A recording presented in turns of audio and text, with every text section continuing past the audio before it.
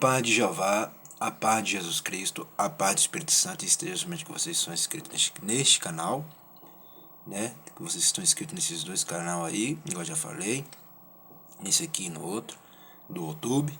E é o que eu sempre falo, só estou no Facebook, YouTube e WhatsApp e Google. Isso aí, vamos lá. Vamos aqui em Lucas capítulo 24, né? Resumo do capítulo. O texto de Lucas sobre a ressurreição é mais do que uma simples narrativa dos eventos. Com efeito, interpreta esses acontecimentos à luz dos ensinamentos do Antigo Testamento sobre a Messias, 24, 6, 7. Na perspectiva da própria declaração de Cristo sobre sua missão, versículo 45, 47. O relato de Lucas se encerra não com a ressurreição, mas com a ascensão, e nos faz lembrar de que o Cristo ressurreto deve ser adorado, versículos 50 e 53. A ressurreição é de fato o selo da promessa de Jeová para a salvação. Lucas nos fala sobre as mulheres que visitaram o túmulo, versículo 11, e a curiosidade que levou Pedro a esquadrinhar o interior da cripta vazia, versículo 12. O autor do Evangelho comenta sobre os dois discípulos que caminharam com Jesus pela estrada de Emaús, explicando as Escrituras que falavam do Messias, versículo 13 e 29. O que eu falei que isso aqui é Escritura, viu? Lá. Lei, palavra, as Escrituras que falavam do Messias, viu? Lei. Tá vendo? Escritura. Ali não está falando Bíblia, ele está falando Escritura, lei, a palavra.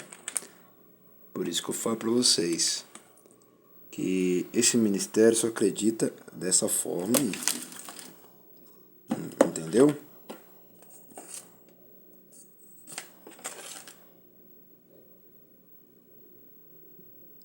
Olha lá. Explicando as escrituras que falavam do Messias. Por isso que eu falo que isso aí é escritura. Entendeu? A palavra. Vamos lá. Versículo 13, 29. O estado de euforia dos discípulos é descrito quando finalmente reconheceram a Jesus e lançaram-se de volta a Jerusalém para contar tudo aos seguidores de Jesus. Versículo 30 a 35. Finalmente Lucas fala da aparição de Jesus aos seus discípulos, ainda confuso, e abre a mente deles, de sorte que finalmente possam entender o significado de sua vida e morte. Versículo 36 e 49. Lucas concluiu com a lembrança de quem é Jesus exaltado nos céus, Jeová eternamente digno de nossa adoração, a fonte de nossa alegria, versículo 50 e 52. Então, quem é Jesus exaltado no céu, tá vendo? Então aqui falou do Filho e do Pai, tá vendo? O Pai é lá, eterno, ó. Os dois são eternamente dignos da nossa adoração, Jesus e Jeová e o Espírito Santo. Exatamente. Versículo-chave 24, eles são dignos, só os três que são dignos. Versículo-chave 24, 46 e 47. O que estava escrito agora se cumpriu. Por que só os três é digno? Primeiro, Jeová mandou seu filho. Depois, seu filho me salvou. E depois, o Espírito Santo reinou na minha vida para eu falar línguas estranhas e pular no poder e glorificar, né? Dando glória, aleluia, exaltando ele e recebendo as bênçãos dos três. Né? Isso é uma coisa muito poderosa. Jeová chamou, Jesus me salvou, e o Espírito Santo mora dentro da minha vida e dentro da minha alma para me dar alegria e paz e exaltar e receber poder do Senhor e grande poderio. É uma coisa, isso é importante demais, muito importante. Então a igreja, eu concordo, é com isso mesmo. Não só concordo, isso já está provado, né? Que os três existem realmente, porque eu já vi. Aplicação pessoal: não seja lento em confiar e em louvar o Salvador ressurreto. Não seja lento em confiar e em louvar o Salvador ressurreto. Tá vendo? Por isso que aqui louva com os melhores louvores. Não é qualquer louvor, só melhores louvores. Destaques, vamos lá. Anunciaram 24:9. Os anjos lembraram às mulheres algo que os escritores dos evangelhos enfatizaram. Jesus adiantou seus discípulos sobre sua morte e ressurreição. CF Lucas 9, 22, 44, 45, 18, 31 e 34. Não é de se estranhar que não tivessem alcançado o significado da declaração de Cristo. Agora, no entanto, eles se lembraram, mas continuaram sem entender. Admirando consigo aquele caso, 24:12. A descrição de Lucas sobre a confusão e o desespero, CF 24:21, que se abateu sobre os discípulos de Jesus, deixou bastante clara a tolice e dos boatos iniciados pelos líderes judaicos de que os discípulos haviam roubado o cadáver. Isso colocou a culpa nos discípulos, falando que os discípulos que roubou o corpo de Jesus, sendo que Jesus ressuscitou e nem precisou de discípulo nenhum roubar o corpo de ninguém. E os líderes judaicos lá falou que os discípulos tinham roubado o cadáver.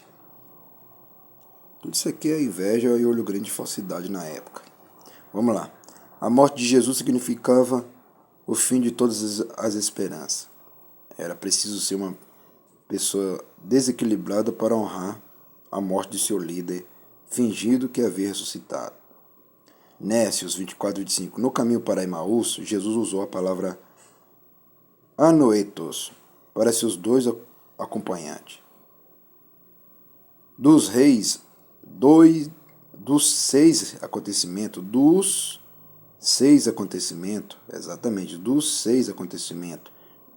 no Novo Testamento, 5 são aplicáveis aos crentes, diferentemente do tolo, de ordem moral, do Antigo Testamento. Esta palavra descreve um indivíduo que vê as coisas sobre uma perspectiva distorcida e não do ponto de vista divino.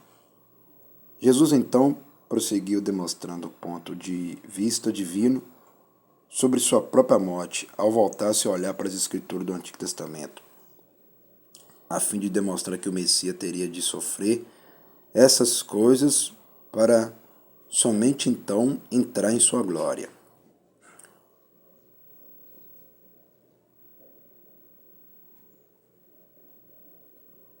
Não basta dispor de informações corretas, precisamos estar em condições de interpretá-las corretamente. O uso que os escritores do Novo Testamento fazem do Antigo Testamento está ancorado na instrução sobre a pós-ressurreição dada por Jesus. No que diz respeito ao verdadeiro significado dos textos do Antigo Testamento, CF 24:44, verdadeiramente 24:34, a crença na ressurreição, literalmente física de Jesus, é corroborada pela evidência de 3 vertentes: o cumprimento da profecia, o testemunho ocular e de milhões de vidas transformadas pela fé em Jesus no lapso temporal de 2 milênios. A sua semelhança, 24:36 em diante. A primeira carta de João 3:2 narra que quando Jesus voltar, seremos semelhantes a ele. Esta passagem de Lucas nos conta muita coisa sobre a ressurreição de um corpo de verdade, feito de carne e ossos, versículo 39. Assemelha-se ao corpo normal, com suas formas marcadas pela cruz, versículo 39, capaz de se alimentar, versículo 41. E sem se deixar limitar pelo espaço, Jesus apareceu de repente entre eles num local que, segundo outro evangelho, estava trancada a chave, versículo 36. Não temos ideia das maravilhas que nos esperam, mas elas existem de fato, tá vendo? Então, a própria escritura já fala o quê? Mas elas existem de fato. Então, tudo é real e verdadeiro. Vamos agradecer. Soberano Jeová, ó Jesus Cristo, ó Espírito Santo, te agradecemos por esse culto nesta tarde, em nome do Pai, do Filho e do Espírito Santo. Amém e amém. A vitória é só para vocês aí que são meus fãs. E nós terminamos de ler Lucas todo, né? Agora nós vamos conhecer outro livro. Nós terminamos de ler o Lucas todo, né? Terminamos de... Ó, tanto que nós lemos, ó. Ó, o tanto que nós lemos, ó. Ó. Ó. Olha o tanto que nós lemos. Ó. Ó. Ó. Ó. Ó. Ó. Ó o tanto que nós lemos, ó. Nós leu tudo isso aqui. Depois nós vamos conhecer outro livro. E depois nós vamos conhecer outro livro que vai virar aí. Até o próximo vídeo, hein? É culto da tarde. Até o próximo. E nós terminamos nessa hora e até o próximo vídeo.